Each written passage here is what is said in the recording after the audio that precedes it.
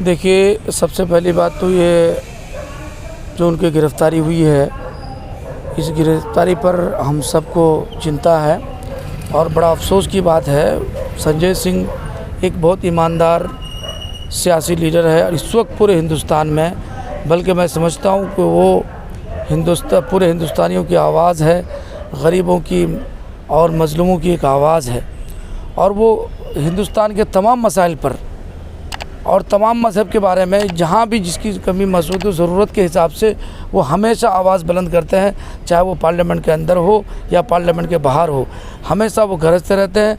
जिसके कारण भारतीय जनता पार्टी और इसी तरीके पर मुझे नहीं लग रहा है कि उन पर जो इल्ज़ामात है वो इल्ज़ाम सही साबित हो सकता है। भाई, इल्ज़ाम तो कोई किसी पर लगा देगा, किसी पर भी कर सकता है, मुझसे मेरे पर भी बोल देगा कि फ़ना को मैंने ये दिया, लेकिन उसको साबित करना बड़ा मुश्किल काम होता है।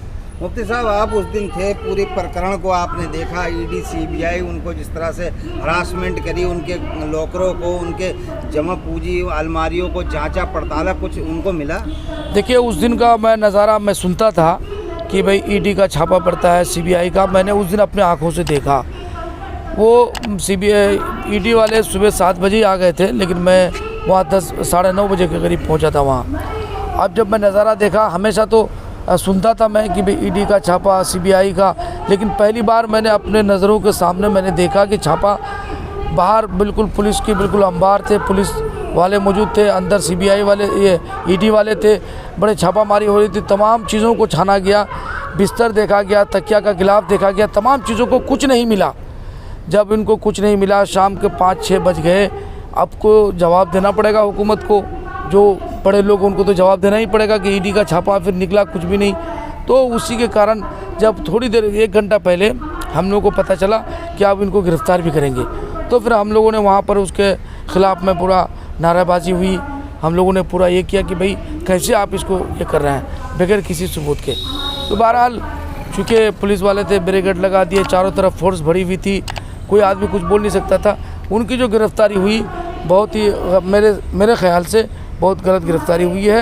इस तरह से आदमी भारतीय जनता पार्टी कहीं बदले की भावना से उनके ऊपर प्रहार कर रही है, जो मतलब उनके भ्रष्टाचार का पोल खोल रहे थे, गरीब लाचारों की आवाज़ उठा रहे थे, उस आवाज़ को दबाने की कोशिश कर रही है और 2024 का चुनाव का आगाज़ यहीं से शुरू कर रही है। नहीं, बिल्कुल यही बात है कि उनकी जो तेज़ रफ्तारी से उनका जो बेबाकी और निडर वाला जो उनकी सिफत है, हमेशा बेबाक और निडर हो करके, चाहे उत्तर प्रदेश में हो, चाहे गुजरात में हो, चाहे महाराष्ट्र में हो, चाहे तमिलनाडु में हो, चाहे कर्नाटका में हो, चाहे बिहार में हो, जहाँ भी वो जाते थे बिल्कुल बेडर हो करके, हमेशा गरीबों की आवाज़ बन करके और मज़दूरों की और मज़लूमों की आवाज़ बन करके हमेशा सरकार की जो कमियाँ होती थी वो लोगों के सामने उजागर करते थे।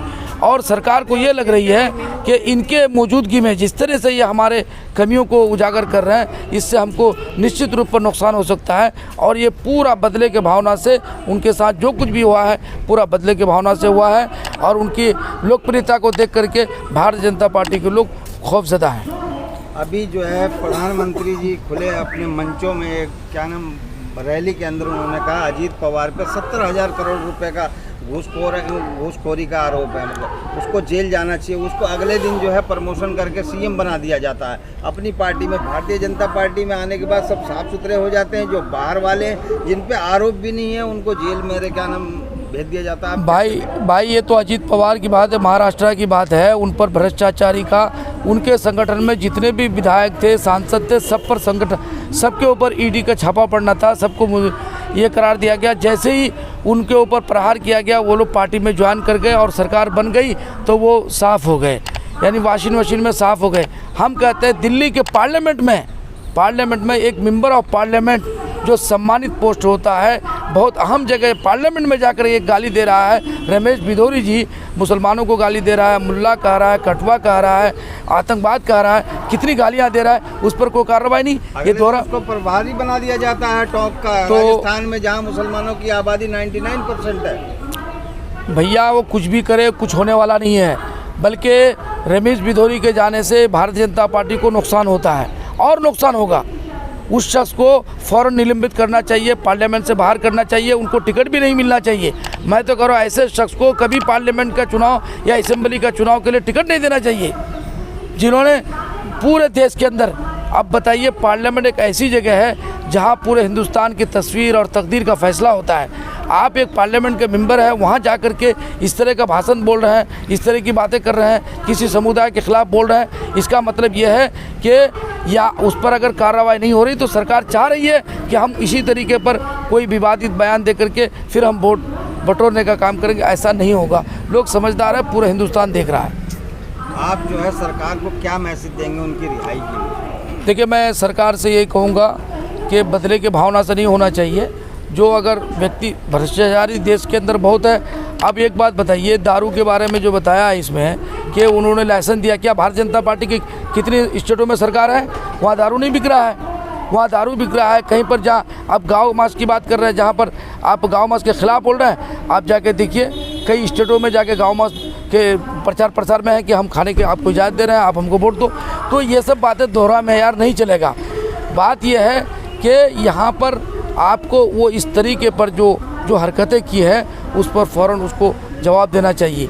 अब रही बात संजय सिंह के साथ जो कुछ भी हुआ है वो बिल्कुल सही नहीं हुआ है, और मुझे पूरी उम्मीद है कि वो साफ़ सुथरा आदमी है, साफ़ सुथरा छवि का आदमी। मैंने उनके माता और पिता को देखा, मैंने पहली बार उनके माता और पिता को देखा, बहुत पहली बार नहीं, पहले उससे देखा, पहले भी देखा, लेकिन उस दिन जो मैंने उनके चेहरे पे देखा, उनका पिताजी बोले कि मेरा बेटा ईमानदार है, वो लड़ के आएगा, जी के आएगा और बेहतर बहुत जल्दी आ जाएगा।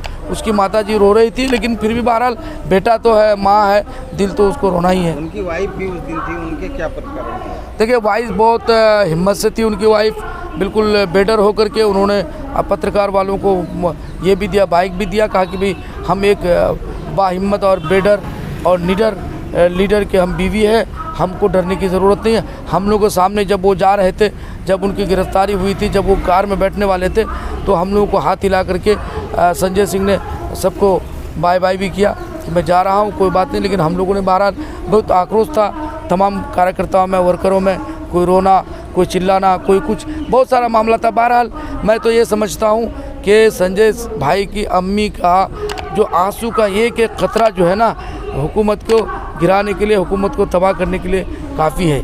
इसलिए मैं चाहूँगा, मुझे पूरी उम्मीद है कोर्ट से, न्यायालय से हमको पूरी उम्मीद है कि उनको न्याय मिलेगा और उनकी फ़ौरन ज़मानत होने वाली है और फ़ौरन वो बाहर आएंगे। सर, इसी तरीके से जैसे संजय सिंह जी को गिरफ्तार किया गया, इसी प्रकरण में पत्रकारों के, जो सोशल मीडिया के पत्रकार थे, जो बेखौफ गरीबों मजलूमों की आवाज़ उठाया करते, अभी वो क्या नाम, अभिसार शर्मा को क्या नाम जो है उनके ऊपर इल्ज़ाम लगाया गया कि फंडिंग हो रही है चाइना से। तो चाइना क्यों फंडिंग करेगा? ये बेवकूफ़ वाली बात है। चाइना फंडिंग करेगा सरकार को या चाइना फंडिंग करेगा किसी पत्रकार को?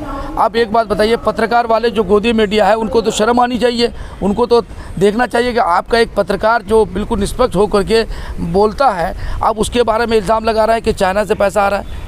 चाइना से पैसा मोदी जी को आ रहा है, चाइना से पैसा जो सरकार को आएगा उसको आएगा चाइना से पैसा।